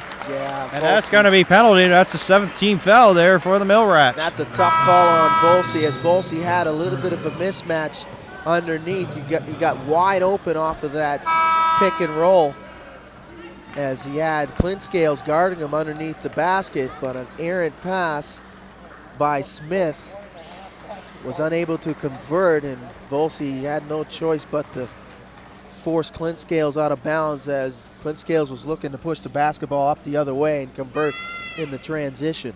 Volsey his 3rd foul. Mill Rats in the penalty for the remaining 4:06 of this quarter, as Clinkscales gets the first free throw to go. And once again, a reminder, folks, you could tweet at us at HFX Hurricanes, and you could use the hashtag Hurricane Force as well as NBLC Playoffs. Let people know where you're watching and who you're hoping for. That's using the Halifax Hurricanes Twitter account, and that's at HFX Hurricanes. Clinkscales drains both. Back to a 27-point lead, 77-50. 4 minutes to go here from the Scotiabank Center. Hurricanes leading the best-of-7 series, 1 game to none. And have got pedal to the metal and are in full control of this one here, but lots of basketball left as Famutini, the former Rainman and Island Storm, hits the corner 3, making it 77-53. Johnson now drives, rattles around, but can't get the finish. 2 free throws coming up for Justin Johnson. I definitely think the shooting from Shane Gibson has opened up a lot of opportunities with the dribble drive from Justin Johnson and Cliff Clinkscales, as they are able to get down the middle of the paint unmolested. And right now, on that last possession down, Justin Johnson did an outstanding job of patience, waiting for the defense to part in the middle of the court. And because of Shane Gibson being on the court, they had no choice but to run on at Gibson and not allow him to spot up and knock down that 3. And it's going to give Justin Johnson an opportunity to run down the middle of the floor.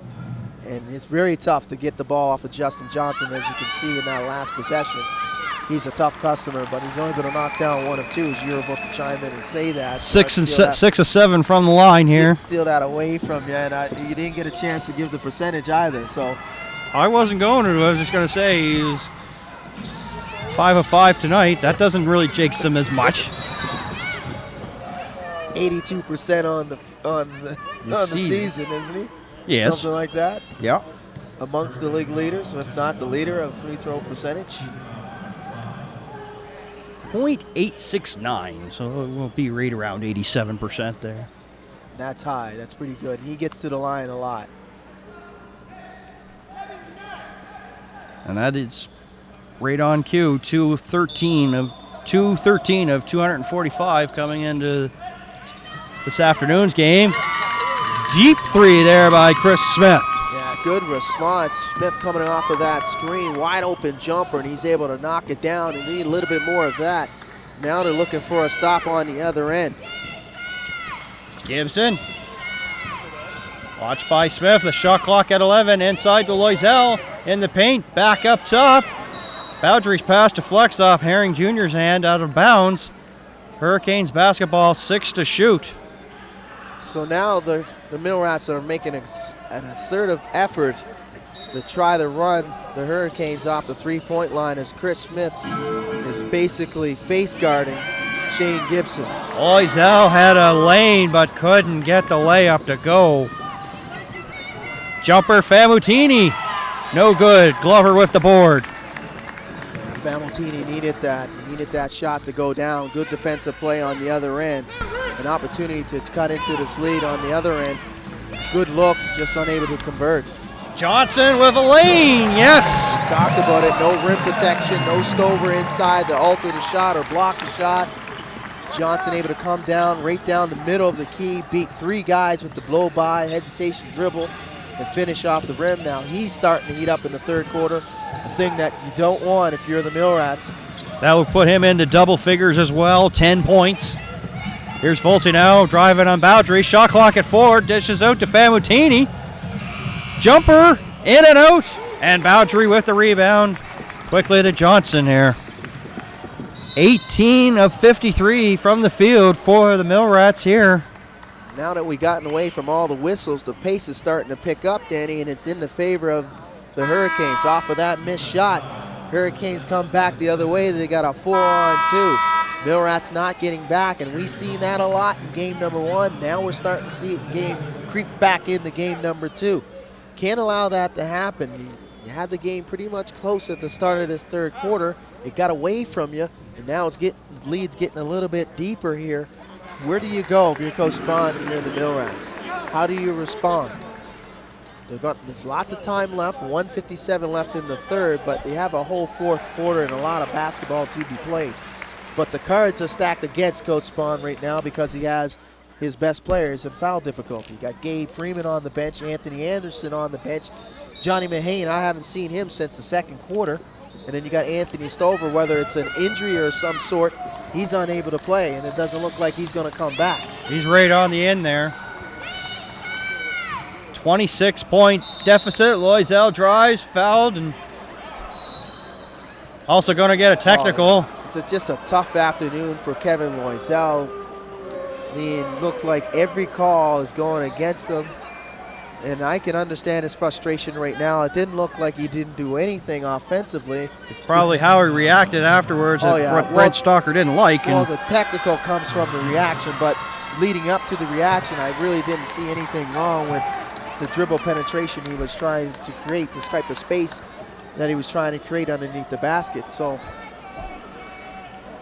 it's been that way all afternoon long. And the one thing that we can say about this officiating crew, it's been very consistent.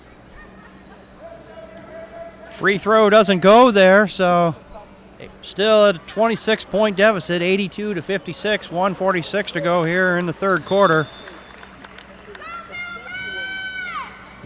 I have to ask you, I'm really surprised with some of the results that we've seen, like the results yesterday and so far right now. It's shockingly. Yes. I'm really shocked about it. Well, I mean, you got 2 different teams here. You got a team, Halifax, being very consistent, but the thing is with Halifax, they've been a fine-tuned oil machine all season long. I mean, their record is no fluke. They are the best team in this league for a reason, based on the consistencies of the things that they do well. And they are doing them very well right now in these first 2 games in this series.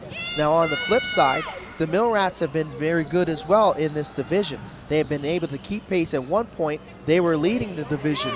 So they've been doing very well, and they've done very well head-to-head against the Halifax Hurricanes, the only team with a over 500 record against them head-to-head. So we're seeing the total different basketball team in the Mill Rats. Now, I'm not sure what the factors are and why they're playing this way, but they have only 2 more games to figure this out. If they go down in game number 3 on Friday night at Harbor Station, it's going to be very tough for them to win this series. Glover with the offensive foul there. 7th team foul. So both teams in the penalty here. Just 65 seconds left here in the quarter.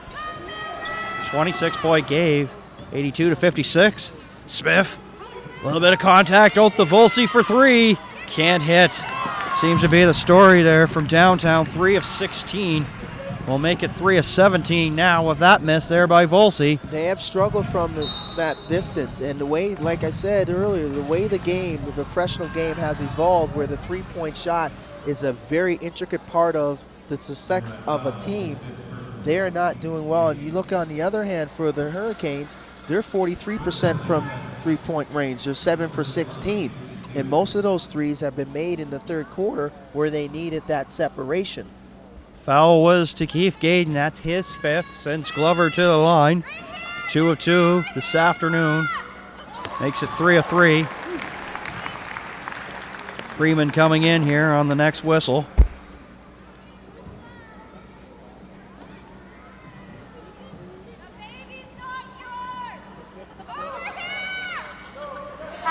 28-point lead now. That's the largest of the Hurricanes here.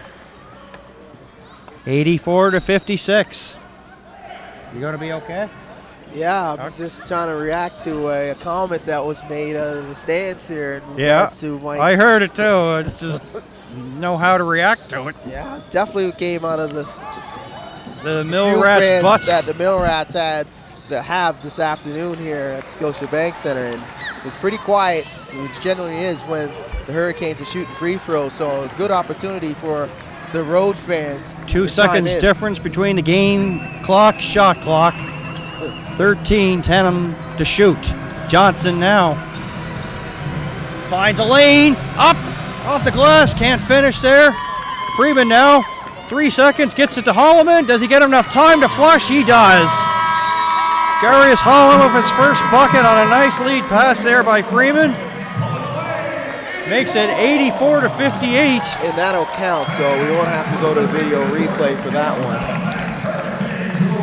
I'm going to drive a bus between what he just said and Well, Coach Spahn immediately reacted to that dunk by Holloman at the buzzer and looked towards our broadcast area. I'm not sure who he was speaking to. I kind of know who he was, but I'm not going to comment on it. But I think he's still smarting from that call, that reversal call of the no three-point shot at the end of that second quarter. But you got to move on.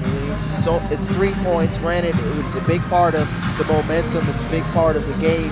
But you got to move on. You got to continue to make adjustments. You got to continue to fight, dig in, try to find some answers. And right now, the Mill Rats are trying to find some answers. Hurricanes, on the other hand, got all the answers in this particular series. So we got 12 minutes left, a lot of time to figure out what's going on. If you're the Mill Rats, you try to dig in, you try to get one stop on one possession, and try to get back into this. To say that this game is completely over, that there's no opportunity to come back, may be premature. The first 5 minutes will dictate whether this game is going to go in a direction it's going to continue to go.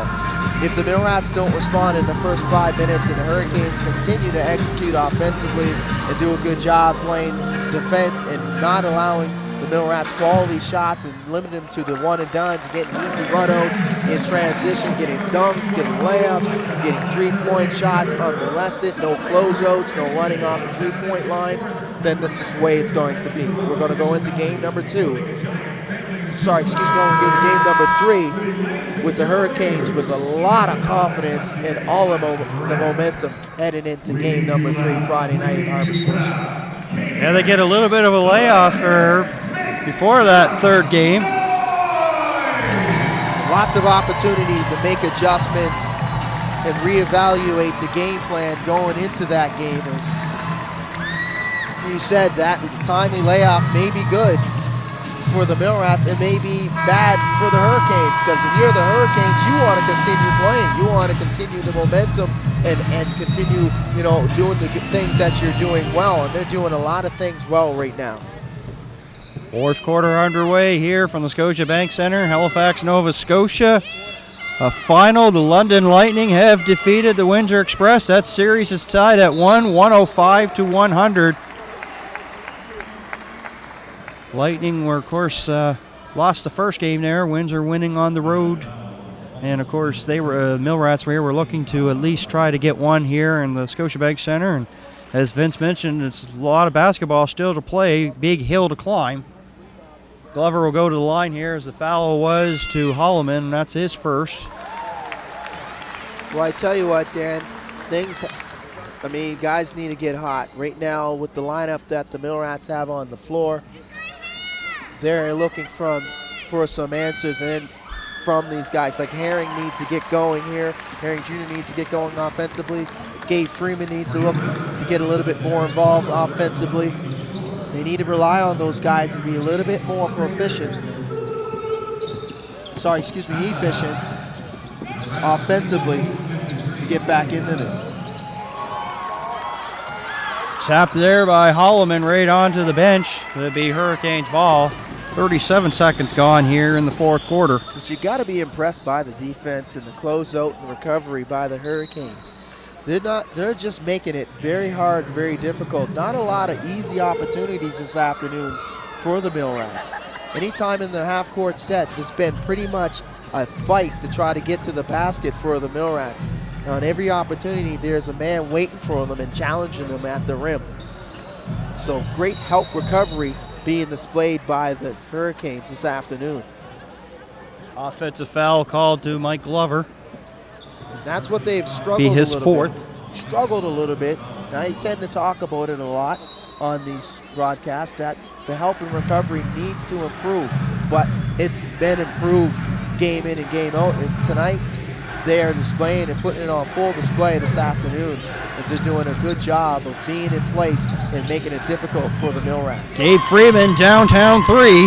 That's a good answer, and that's a good start now. Give him 18. Need to dig in defensively now. 86-61. Dixon, pump fake, into the paint. Swings it down low to Glover. And the layup and in. A tough bucket there for the Bronx, New York native. Yeah, too tough. I mean, he's just taking his man across the court. A nice reverse layup. I'm not sure if you've seen the other side of the rim, but he can finish around the rim, and that's what you get from Mike Glover. The ability to finish around the rim at a very high rate, amongst the league leaders in field goal percentage for a reason. Most of those shots come 2-3 feet away from the basket. Renato Dixon called for his fourth foul here. Second team foul for the Hurricanes. One only for the Mill Rats. 88-61. 10-17 to go and a steal. Here's Cameron Bitterman. Lays it up and in. Sloppy trip down for the Mill Rats, turning it over. Got to try to avoid some way of turning it over. Largest lead now, 29, 90-61. Gabe Freeman for three. Back-to-back triples there for the big man. 90-64. That's The Freeman's. Phoenix, Arizona native there. Back-to-back triples. There's Dixon trying to follow up, but can't as he's short on that one. And loses a handle, Freeman does, so it's going to be Hurricanes basketball. 9:38 to go here in the fourth quarter. And once again, folks, just another reminder that you could go to the Hurricanes Twitter feed page at HFX Hurricanes and drop a comment on to the social media people. And, of course, you can use the hashtag Hurricane Force as well as NBLC Playoffs. Seems to be everybody's a social media person these days. It's Twitter and Instagram and Facebook. I don't have Instagram. Big part of... This nose is too big for Instagram. What? What? Look. I could block out the sun if the sun was shining that way. That's not the idea of Instagram. Though there's a lot of people on there taking selfies, but you can upload videos and like certain videos and pictures. And Herring Jr. from downtown. Not that people want to see this ugly mug there anyway, but 92-67. the league has a pretty good one, Instagram, so the folks out there. 3 minutes gone, quarter number 4. Bowdry, yes! 95-67. Brandon Bowdry off the snide there as he gets his first points of the ball game, and it ends up being a 3. Just like the Hurricanes, you gotta like Bowdry's offensive productivity coming off the bench. It's been very good in this series thus far, giving a lot of offensive points for Coach Lopez and the Canes. Holloman having problems guarding him one-on-one there, so. Not sure what Holloman was doing there. He's looking more towards the official and allowed the Hurricane player to cut, and then he fouled him there. So that's the second foul for Holloman. He'll take a look here. There's Bowdry's downtown 3. Yeah, wide open look, and that's the way it's been going in this second half. Now, they were able to dodge the bullets in the first half. The Mill Rats are a lot of wide open looks from distance for the Canes. They were unable to knock them down, but they've made a assertive effort in the second half to knock those shots down. Bowdry, short. Holloman, and man, when it rains it pours. Holloman and Volsey both going for the ball, collided, and it went out of bounds. Yeah, miscommunication there. Just been a tough afternoon for the Mill Rats, as you mentioned, and it's continuing. So another opportunity to extend this lead. Clint Scales is probably trying to get Glover involved now. An exchange between Bowdry and Volsey. Yeah, well, this is a thing you got to be careful when you get in these lopsided scores. All of a sudden, the tempers start to rear their ugly head.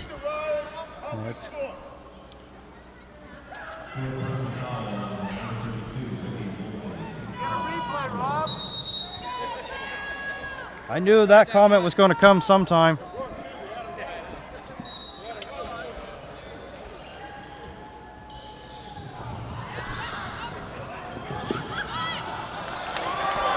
Blake Scales with the ball. Loisel now.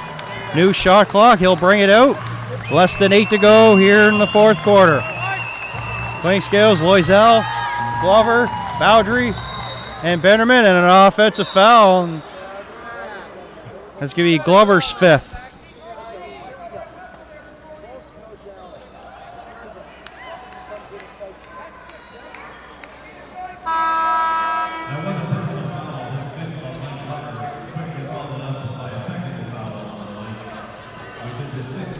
And he gets a technical to go along with it, so he's going to hit the showers here. Smith was kind of feeling his abdomen midsection area. I'm not sure if he got a blow in that area.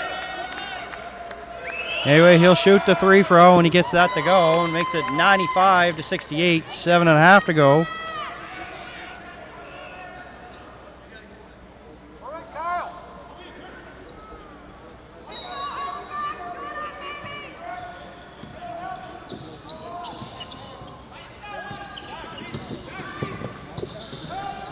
Smith now. Here's Volsey over to Famutini. Give and go. Volsey drives towards the hoop and gets the ball up and in. 95-70, 7.5 to go here in the final quarter. Alley-oop to Kyle Hunt and in. They don't take the pedal off the throttle, do they there, Vince? Why would you? I mean, there's no sense, you know, even though you have most of the second unit in here, they're going to continue to execute the game plan that Coach Lopez has put forward to them. Freezing wide open for the three, but he can't able to hit there. Hunt's tack back, doesn't go. Yeah, this is the professional level, Dan, and there's no surrender. And once you have your opponent down, you make sure that your opponent stays down. Volsey for three, short. Bannerman with the rebound. Pass to Clink Scales, inside to Hunt, and one.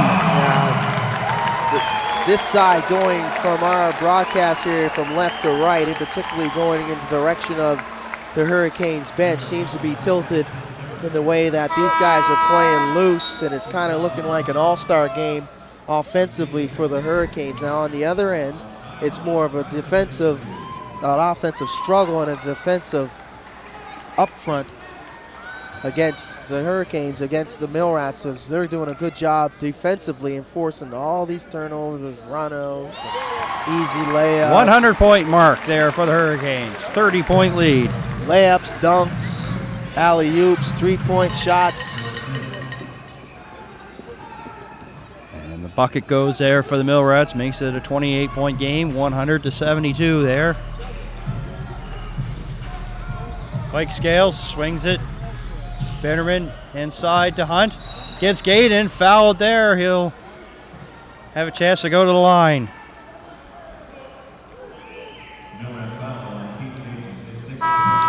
And for Gaydon, that's his sixth personal. So Gaydon, which has had a couple of good, solid games here for the Mill Rats here at Scotiabank Center. A little bit of a tough afternoon for him.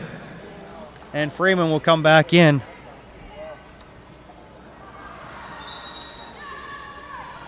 16 foul against the Mill Rats here. Bitterman catch and shoot for three, in and out. Loisel with the ball and a new 24. Mike Scales taking his time now. Watched by Holloman. The screen set. No. They'll swing it over. Bitterman, three. Short. Hunt with the tap back and in. 102-72. 30-point lead as Doug Herring Jr. brings it down to 28 with that bucket. 5:43 to go here. Hurricanes comfortably in front here, looking to have a stranglehold on this series as they head to Harbor Station Friday. Alley-oop. Loisel couldn't put it up, but finally gets a second chance and fell, and he'll go to the line to complete the three-point play. Yeah, nice catch off of that alley-oop. Was able to convert initially. Good heads-up play there by Clint Scales once again. Nobody guarding Clint Scales, so if nobody's going to guard him, he's definitely going to be able to distribute the basketball the way he wants at ease. And you can see in that last trip down, no closeout, no forcing. Clint Scales left to right, sideline to sideline. If he's able to spot up and look at the rim and find an open man, he'll convert that pass 10 times out of 10. Easy bucket for Loisel. Loisel, though, tough afternoon, but it got a little bit better on that possession. He's able to fight through the contact and get the shot to go, and he'll come out of this timeout with an opportunity to complete the three-point play. But what are you saying if you're Coach Spahn and you're trying to motivate your troops and trying to get some positives here? What do you say to your team at this moment? Well, you say, forget about the score. Let's start 0-0 in our head, and let's win the next 5 minutes and 28 seconds. Have some momentum to take back, because when you play, you're not in trouble in a 7-game series until you lose in your home barn. They haven't lost in their home barn. They're going to play Friday, so they'll have that chance. And the thing is, things get a little bit different because the Scotiabank Center is not Harbor Station. Things are a little bit closer. Things are intimate, I guess you could say.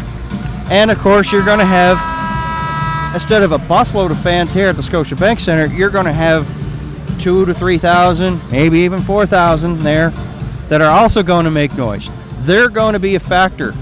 So I just, try to win the next 5:28 you have on the clock. Forget about these 2 games. Concentrate on game 3. Yeah, pretty well all you can do. The reset button definitely needs to be hit if you're the Mill Rats. You definitely need to garner some type of momentum, some type of positive, as you mentioned, out of this 5:28 left in this fourth quarter, and trying to build on that going into game number 3. This is what they need right now. Now they need to start this process moving in the right direction. Herring Jr. Freeman tipped off his fingers and out of bounds. And that's not exactly what they drew up in that timeout. So, tough night continuing for the Mill Rats. Clink Scales calling out plays here with less than 5 to go here in quarter number 4. Friesen now up top, brings it inside, swings it up top to Hunt, and has the ball swatted out of his hands, and the Mill Rats will come back the other way as Smith crosses the timeline. Fadeaway jumper, hits it, and one.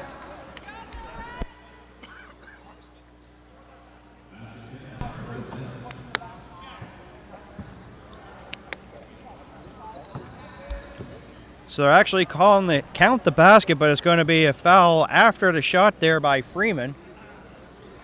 Yeah, it looked like he pushed Kevin Loisel in the back. No complaint by Gabe Freeman. Great sportsmanship, though, displayed between Freeman and Loisel as he helped his ex-teammate up to the floor. As Gabe Freeman has fouled out of this one, but he responded offensively this afternoon. Definitely one of the bright spots for the Mill Rats. 7 of 15 from the field, 2 of 4, 3 from down, 2 of 4 from the field for free throw line, 5 of 6. I'm gonna get this right. 7 of 15 from the field, 2 of 4 from downtown, 5 of 6 from the free throw line, 7 rebounds, 21 points there. So one of only 3 players of the Millrats in double figures. The other is Doug Herring Jr. and Olu Famutini. 15 for Famutini there. That shot doesn't go. Turnovers and the inability to knock down shots has been the demise in game number 2. On the flip side, coming out of the second quarter break, the halftime break, the momentum shifted in the way of the Hurricanes as Shane Gibson caught fire. He went 5 for 5 for the quarter from downtown and pretty much put this one out of reach. Friesen hits a downtown 3, 9 of 23 from downtown here, the Hurricanes this afternoon. And Kyle Hunt's going to be called for a foul here. Clink Scale's going to go to the bench here. We'll get some applause here from the Scotiabank crowd. Clink Scale's 5 of 8 from the field, 2 of 2 from the free throw line, 1 of 2 downtown, 14 assists and 13 points. And that's how it's been going for him.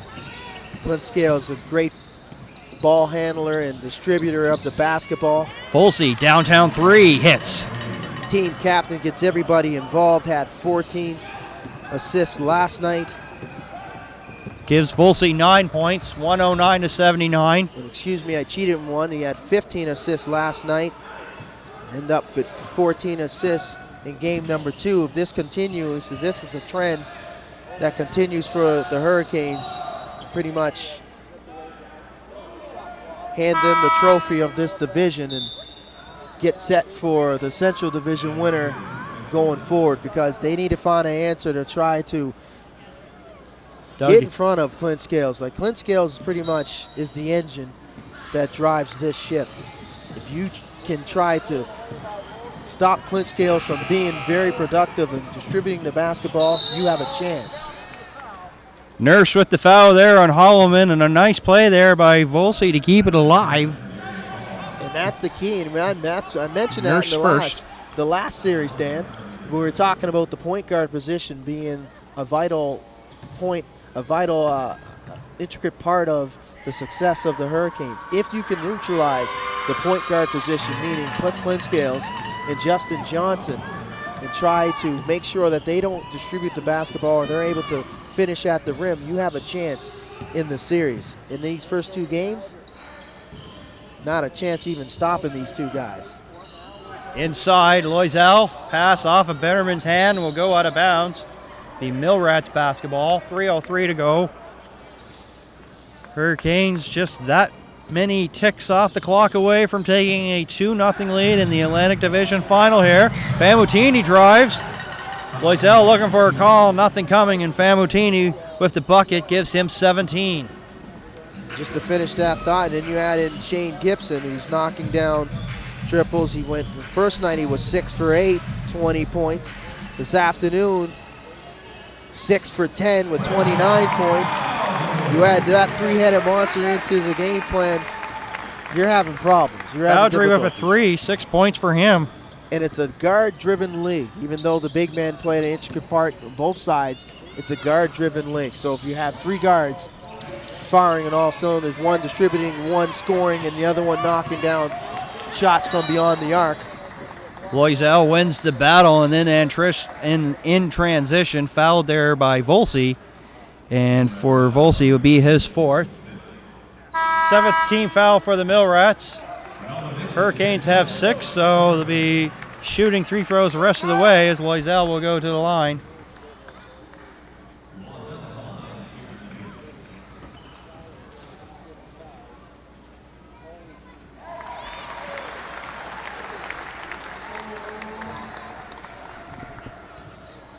So, of course, the St. John Millrats webcasting crew will have game number 3 from the Harbor Station in St. John on Friday. Should be a good game. I'm anticipating a good ball game at Harbor Station. It's probably my first trip to Harbor Station on Friday. I'm going to take it in and see what the atmosphere is like there. And I would no doubt think that the St. John Millrat faithful will show up for that game number 3, a very important game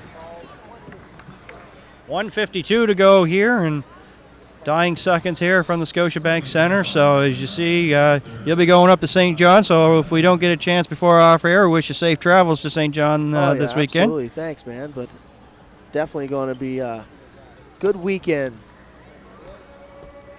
in uptown St. John, New Brunswick. Always a good place. I like traveling there. I enjoy it. It's amazing that you could actually see anything for that fog. Well, I usually don't. There isn't any fog when I'm in town. I'm not sure what you're talking about, what you speak When I was in St. John, this was a few years back, the hotel, I thought I'd get a good chance to see the water, and I never saw the water at all for the 3 days I was there. It was all fog. Oh, wow. Yeah.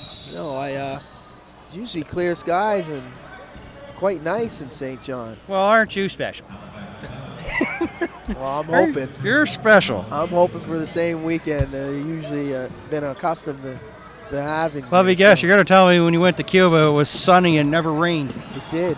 It was quite nice. It was You sunny. you have the weather horseshoe up the buttocks, I'd have to say. I tell you, it was 30 plus every day and no rain. Nice and clear, no clouds, no overcast. Beautiful, beautiful weather in Cuba. Jabs Newby into the game here. Second stint with the Mill Rats there, and you can see that we're getting into the dying seconds here because Nurse is in the game as well as Newby. And of course, want to make a correction. Newby is from Toronto, but I said yesterday Ty Nurse was. No, he's from Vancouver, British Columbia, so I want to get that cleared up right now. 1:13 to 87, 90 seconds ago. Nurse with the ball there. Watched by Newby. You must have taken some heat there on Twitter, did you? No, I didn't. I just realized I made a mistake, and I just want to get it out there. Don't make too many mistakes, man. I know you Brandon Bowdry for 2. You don't. I tend to make a whole lot of mistakes. I get tongue-tied. Smith for 3. Really kind of surprised I didn't call that out of bounds. It went right over. 1 minute to go here from the Scotiabank Center. I think the officials are trying to get this one over with. Yeah, and there's been a few, questionable calls and there's been some controversy. Bennerman with the foul. We've seen a little bit of everything when it comes to the officiating this afternoon.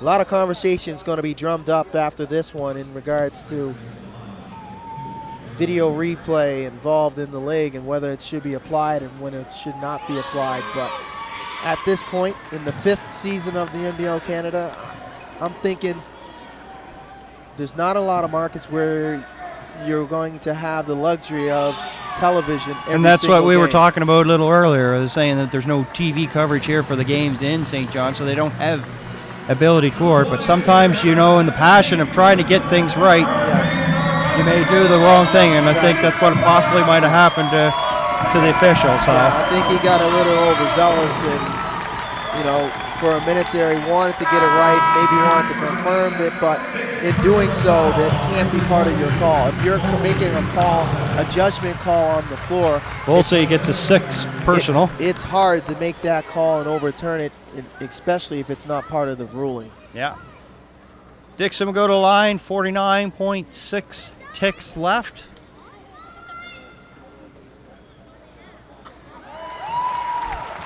So I'm to conclude here that when the Hurricanes and the Mill Rats meet each other, it's either going to be a close game or it's going to be a blowout.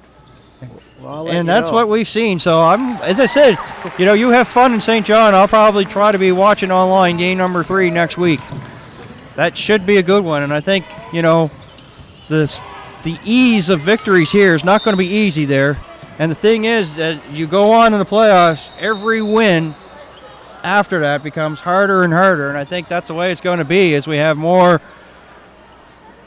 exchanging of pleasantries and probably language that's not meant for webcast or broadcast there, exchange between the two teams. A lot of frustration you see bowling over at the end here.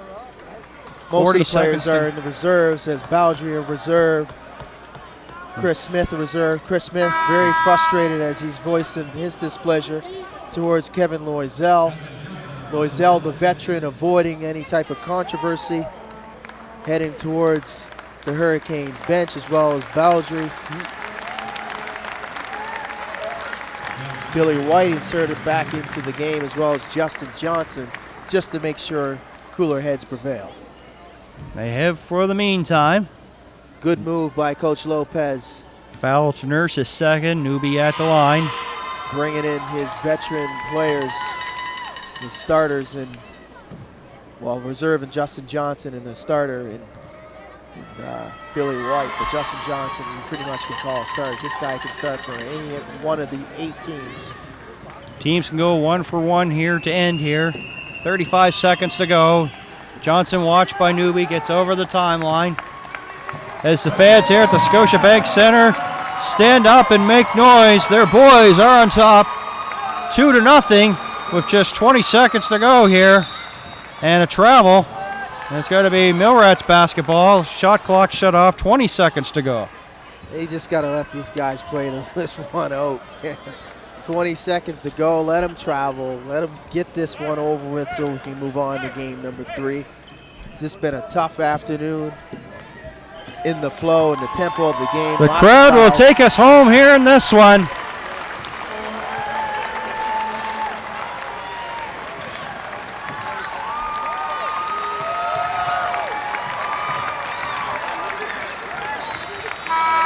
(117-89), this best-of-7 series. The Halifax Hurricanes lead 2-0. A little bit of a better effort here for the Millrats compared to last night. But the same result. Same result. Well, different things in latter stages of the game and different points of the game. They did some good things, some positive things, but they reverted back to the things that got them into trouble in game number 1. Not defending, not closing out on the shooters and immediate threats, allowing the tempo and the pace and the momentum being dictated by the Hurricanes, and that was their demise in that third quarter, and the reason why the Hurricanes were able to run away with this one in an easy victory down the stretch. So, unlike the series in the Central Division tied after the London Lightning defeated the Windsor Express in London 105-100. This series is up 2-0 in favor of the Halifax Hurricanes. Final score once again, the Canes 117, the St. John Millrats 89. So on behalf of our Silver Vision crew as well as producer Sean and my broadcast colleague Vince Williams, Stan Hobson saying thank you for joining us here on YouTube. You've been watching NBL Canada. Good night, folks, from the Scotiabank Center in Halifax.